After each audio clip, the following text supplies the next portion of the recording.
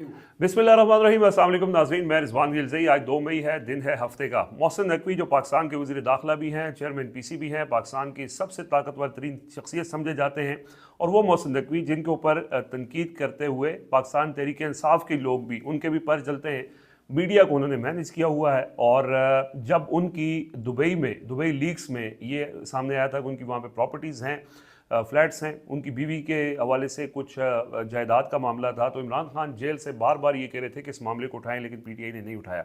लेकिन अब मोहसिन नकवी का एक ऐसा इकदाम जो उन्होंने 2 दिन पहले इस्लामाबाद जो शारा दस्तूर के ऊपर एक ट्विन टावर्स हैं, आपको पता होगा, कॉन्स्टिट्यूशनल एवेन्यू के ऊपर, वन कॉन्स्टिट्यूशन एवेन्यू के नाम से ये इमारतें हैं, और उनके ऊपर उन्होंने धावा बोला। और वहाँ पे जो रहने वाले थे उनका इतना रिएक्शन आया। ये भी वैसे पाकिस्तान में मुनाफिकत हमने देखी, पाकिस्तान मीडिया की भी, एंकर्स की भी और सियासतदानों की भी, कि उसी जगह से चंद कदम के फासले के ऊपर जो बरी इमाम की कच्ची बस्ती है, उसको जब मोहसिन नकवी के हुक्म पर गिराया गया तो उस वक्त कोई रद्दअमल नहीं आया। लेकिन जब अमीरों की बिल्डिंग खाली कराने का मामला आया तो बहुत शोर मचा।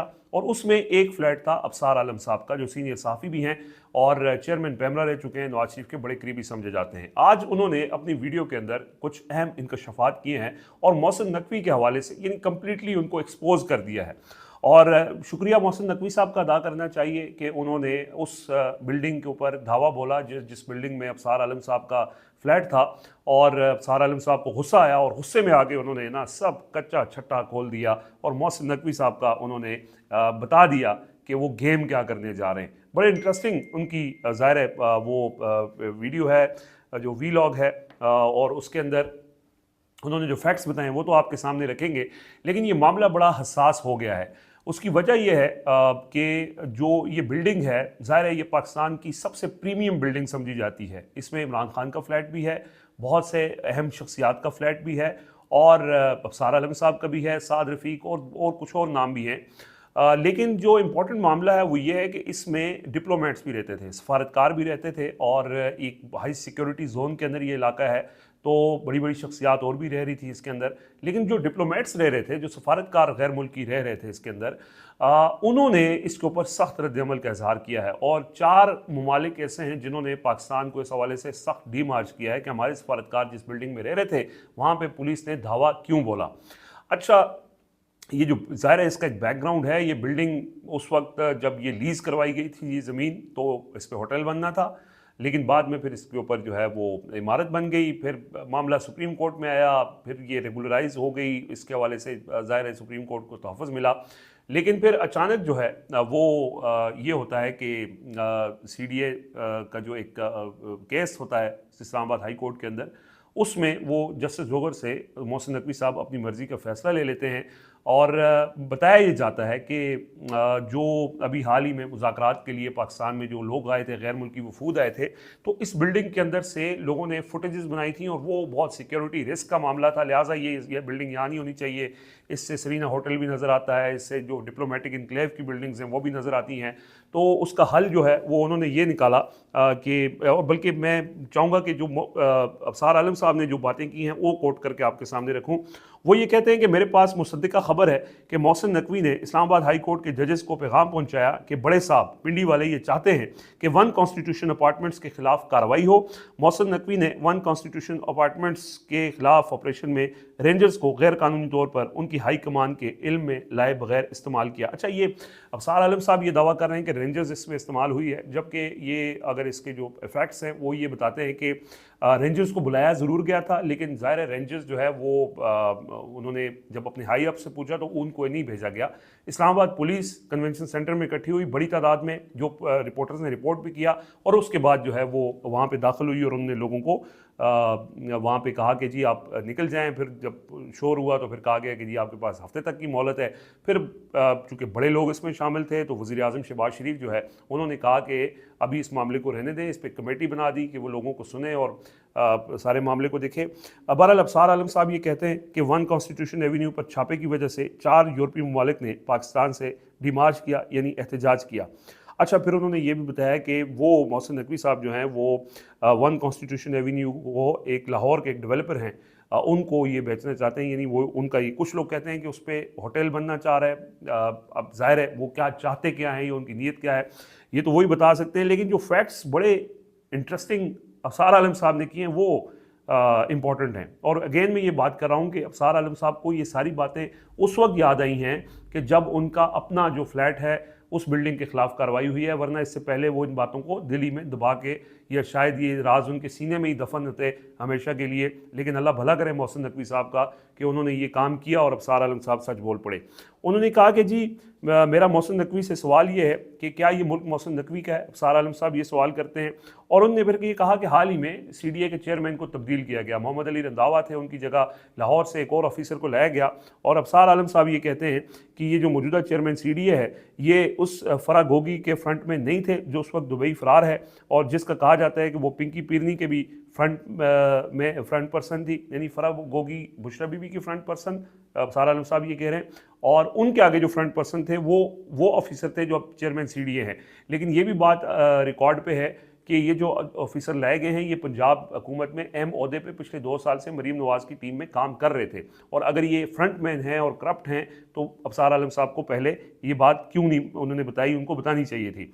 अच्छा, फिर उन्होंने मोहसिन नकवी साहब के ऊपर इल्ज़ाम लगाया है उनकी बीवी के हवाले से भी, और उन्होंने ये कहा है, अफसार आलम साहब ये कहते हैं कि खुद मोहसिन नकवी की बीवी का अपार्टमेंट दुबई लीक्स में ज़ाहिर हुआ, यानी वही दुबई लीक्स जिसका मैंने आपको जिक्र किया कि इमरान खान ने बार बार PTI को लोगों को ये कहा कि मोहसिन नकवी की ये दुबई लीक्स में जो नाम आया इस मामले को उठाएं, लेकिन नहीं उठाया गया। क्या वजह थी वो लोगों को ज़ाहिर है पता है कि वो ताकतवर तरीन शख्सियत हैं और उनके ऊपर तनकीद जो है वो बड़ी मुश्किल है। अच्छा जी, वो कहते हैं मोहसिन नकवी ने इस बात का जवाब दिया कि इसके पास पैसा कहाँ से आया। मोहसिन नकवी साहब आपसे ये सवाल है, ये अफसार आलम साहब पूछ रहे हैं, मोहसिन नकवी साहब आपसे ये सवाल है, आप इसका जवाब दें कि आपने अपनी बीवी के अपार्टमेंट पर एमनेस्टी ली, आपने अपने काले धन को एमनेस्टी स्कीम के ज़रिए सफ़ेद किया। ये उसी दुबई लीक्स में ये बात सामने आई थी। फिर वो कहते हैं कि आप खुद कह चुके हैं कि गुज़श्ता 2 सालों में 100 अरब रुपये हवाला हुंडी के ज़रिए मुल्क से बाहर गए। वज़ीर दाखिला आप थे, इमिग्रेशन आपके नीचे थी, आप जवाब दें कि कैसे गया, आप पैसे वापस क्यों नहीं लेके आए, आप खुद ऐसे पैसे लेकर जा चुके हैं। ये अफसार आलम साहब ने एक और बड़ा इल्ज़ाम लगाया है। फिर उन्होंने बड़ी अगली जो बात की है वो इंपॉर्टेंट है। वो कहते हैं कि क्या आपको नहीं पता कि सिंध के मुख्तलिफ एयरपोर्ट्स पर जहाज़ उतर रहे हैं और इससे मुल्क से कमाया हुआ काला धन डॉलर्स की सूरत में इन जहाज़ों में कैश, डॉलर्स की सूरत में कैश दुबई जा रहा है, आज भी जा रहा है।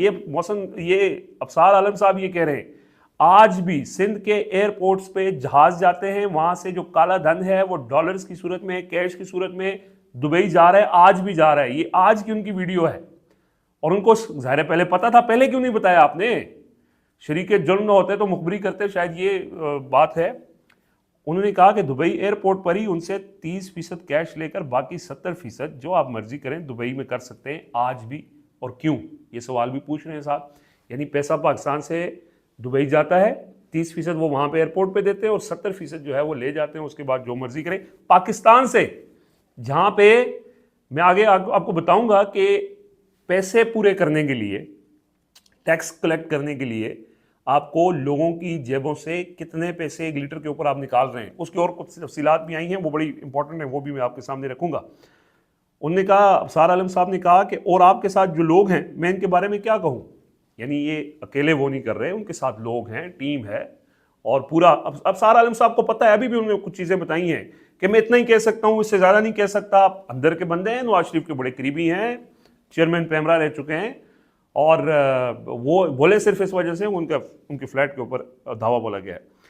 और उन्होंने कहा कि आप मुसलसल लोगों का नाम इस्तेमाल कर रहे हैं जो इस मुल्क के लिए अपना खून देते हैं, जिन्होंने पाकिस्तान में सिफारिश दिया है। ज़ाहिर है उनका इशारा जो है वो किस तरफ है।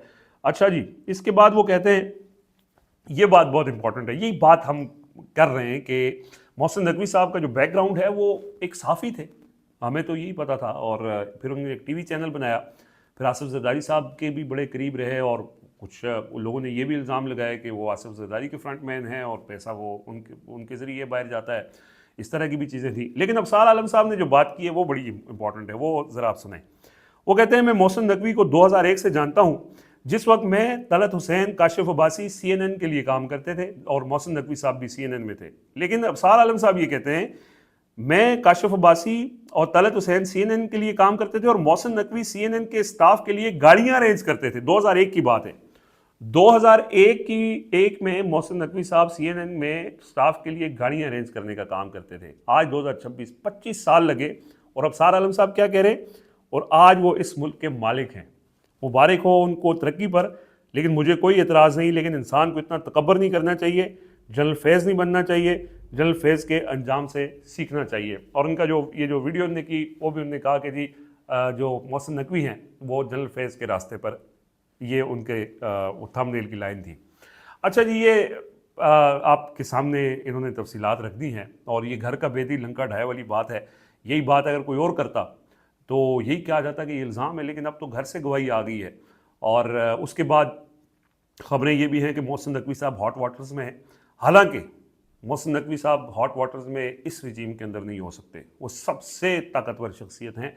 और ये सारी जो तरीक़े एतमाद का मामला था, उसमें उनका जो रोल था, और उसके बाद जितनी भी चीज़ें हुई, तो उनको तो कोई हटा नहीं सकता, कोई जुर्रत नहीं कर सकता। वो स्याह सफ़ेद के मालिक हैं, तो पाकिस्तान के मालिक हैं। बल्कि सारा आलम ने यही कहा कि क्या वो पाकिस्तान उनका है। तो एक तो ये है, लेकिन ये फिर खबर बीच में सामने आई कि वो शहबाज शरीफ के पास गए मोहसिन नकवी, और उन्होंने जाकर उनसे माफ़ी मांगी है। एक तो ये बात हज़म नहीं होती कि शहबाज शरीफ साहब से वो क्यों माफ़ी मांगेंगे। असल तो उनको माफ़ी जो ख़तरा है कि अगर कोई उनको हटा सकता है तो वो उनसे माफ़ी मांगनी चाहिए।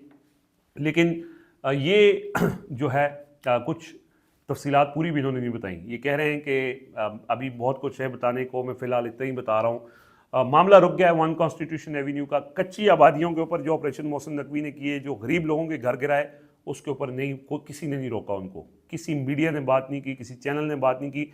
लेकिन इस मामले में चूँकि बड़े बड़े लोग इन्वॉल्व थे, और बाहर से भी अब डीमार्च हो गया। अब तो 4 मुल्कों ने, यूरोपीय ममालिक ने एहतजाज कर दिया। अब तो नहीं हो सकता ना, वो जो पाकिस्तान के लोग कमी कमीन हैं, बाहर का जो अगर घोरा रह रहा है और मुतासर हो रहा है, या बड़े लोग हो रहे हैं, तो उनके लिए तो फिर और मेयार है ना। तो एक तो ये जो बात ये कहते थे कि जी हमारे लिए अमीर गरीब सारे बराबर हैं, तो एक तो वो चीज़ एक्सपोज हुई। और दूसरा फिर ये सार आलम साहब ये इल्ज़ाम लगा रहे हैं कि वो किसी लाहौर के किसी डेवलपर को बेचना चाहते थे, और इसके पीछे पूरी कहानी है, और इसी वजह से उन्होंने इससे सारी जो चीज़ें हैं वो की हैं।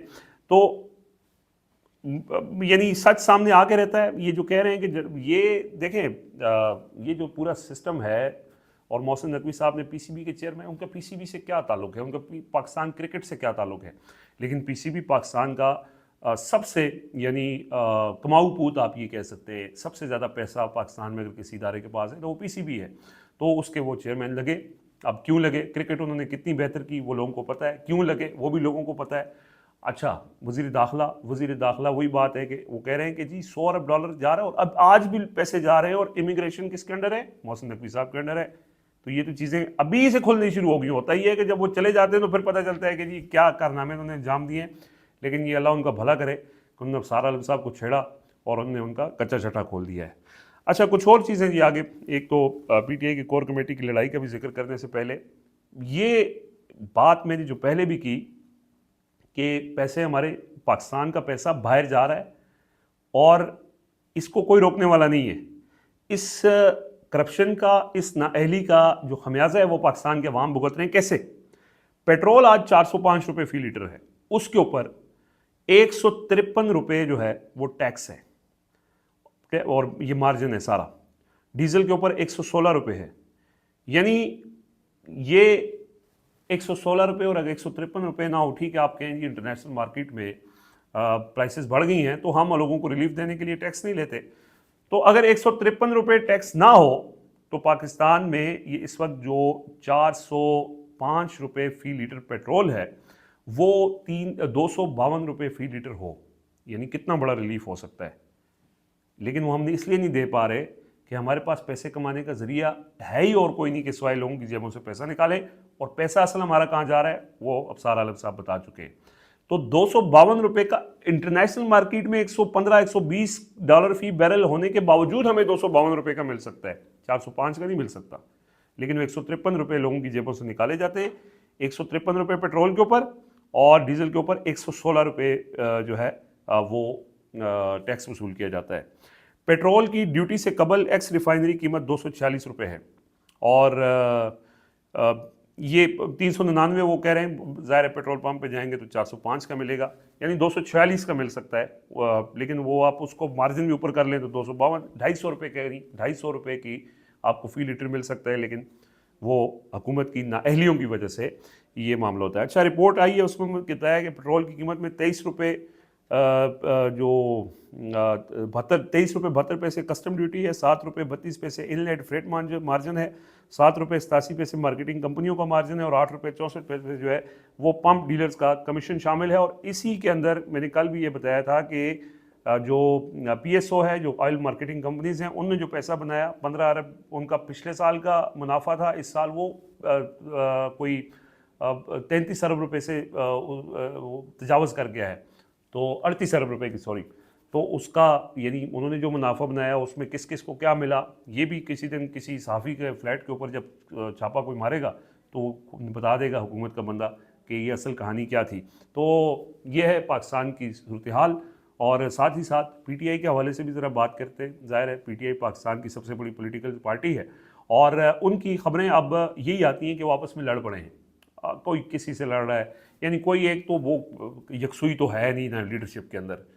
अलीमा खान साहिबा फ़लाँ के ख़िलाफ़ बात करेंगी, फ़लाँ अलीमा खान साहिबा के ख़िलाफ़ बात करेगा, सलमान अकरम राजा उसके ख़िलाफ़ बात करेगा, वो उसके ख़िलाफ़ बात करेगा, सुहेल आफरीदी के ख़िलाफ़ अली अमीन गंडापुर और अहमद न्याजी वगैरह का ग्रुप जो है वो इकट्ठा हो गया है। अताउर रहमान कोहिस्तानी और शहजाद नवाज़ ने ये खबर दी है कि अली अमीन गंडापुर और जो अहमद न्याजी हैं वो इकट्ठे हो चुके हैं सुहेल आफरीदी के ख़िलाफ़।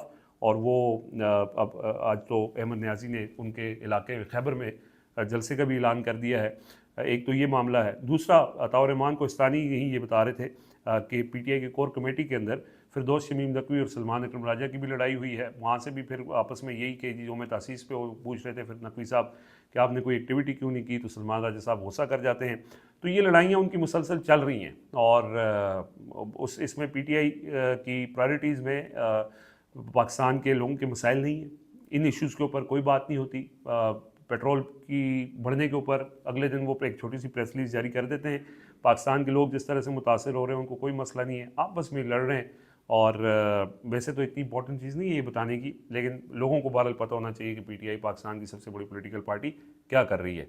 बहरहाल ये कुछ चीज़ें थी। अपना फीडबैक ज़रूर दीजिएगा। मुझे इजाज़त दीजिए। अल्लाह हाफिज़।